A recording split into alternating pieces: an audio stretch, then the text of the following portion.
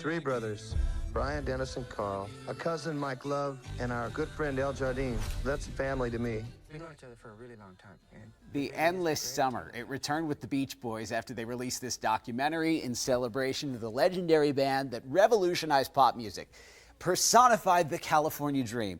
Well, the new documentary features some never-before-seen footage. It's got new interviews with the original band members, including here from the entertainment capital of the world. And joining me live here on ARC Las Vegas is Mike Love himself, founding member of the Beach Boys. This is so awesome, Mike. Thank you so much for being with us. It's awesome to have you here, but it's also awesome to see you go from this, exclusive documentary to this exclusive Las Vegas engagement. It's all coming up next week. Let me ask you about it, if you don't mind, if you can give us a little history lesson here. Take me back. You started in 1961 with the Beach Boys. If I would have told you that you'd all still be performing 60 years later, you would say what? I'd say, Evan, you've been smoking something weird. Really? You're in disbelief about it too? Nobody would ever think of being in a group for 60 years or more, but it's a blessing because now multiple generations turn out. I mean, entire families. I'm talking about great-grandparents, grandparents, their kids, and the children. They all like the Beach Boys music, and it's a blessing. From those younger generations, what's maybe the strangest question you get about them discovering your music? Well, I think they hear it. I mean, people are always curious about what came before, what's going on now. So we're one of those groups that are, we're early on in the rock and roll world. I mean, the people we look towards was the Everly Brothers and Chuck Berry and Little Richard, but with the Beach Boys, the four freshmen had this fantastic, complicated harmony, which we attached to the rock beat and stuff. I mean, whether it was a ballad or mid-tempo or up-tempo. Yep. So that sound of the Beach Boys is what made it special. And the harmonies came about not because of fame or fortune or any of that stuff. It's just loving to sing those harmonies together. And that's the core of the Beach Boys, feeling. Mike, I've heard it described as surf rock. It's been labeled as surf rock. Do you wear that style as a badge of honor, or is it more tongue-in-cheek for you? I think surf rock is just a name somebody came up with, which kind of identified us as being from Southern California. We all wore our Pendleton shirts.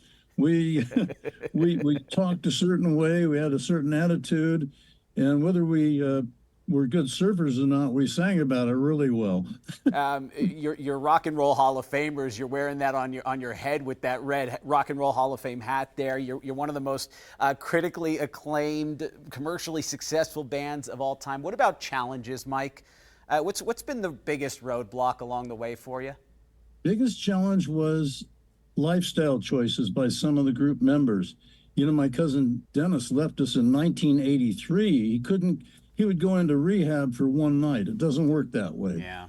And sadly, he actually drowned, but he was under the influence of some stuff that would have been better had he not gotten involved with. Yeah. My cousin Carl sadly left us over 25 years ago. He started smoking when he was 12 years old, and he died of lung cancer.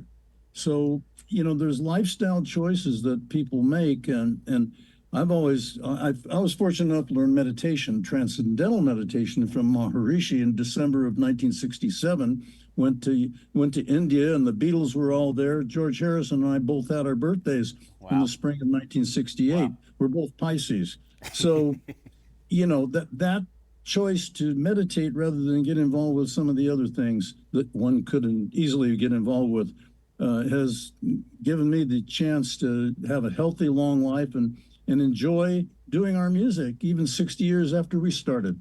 Let's talk about the show coming up next week. It's Endless Summer, an exclusive Vegas engagement. It's at the Venetian Theater. It's inside the Venetian Resort here in our city. Wednesday, Friday, and Saturday next week. Do you still get nervous about performing? Do you still get nervous about touring?